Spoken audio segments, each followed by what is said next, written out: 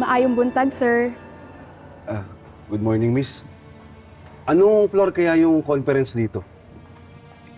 I'm sorry, sir. Wala pong nakasked na conference ngayon. Baka po namali kayo ng hotel.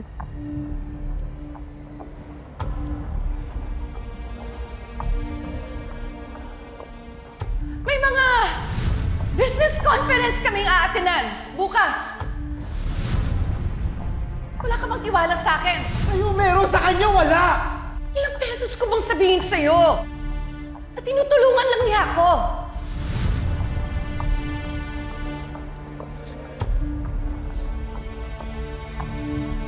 Niloko ko ni Pelma, pare.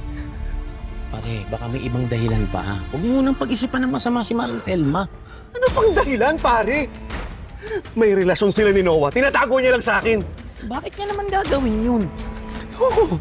Siguro gusto niyang gumante. Di ba nung pinakasalan ko si Hazel, tinago ko rin? Oh. Wala, pare. Pwedeng mali ako eh. Pero ano-ano nang naiisip ko?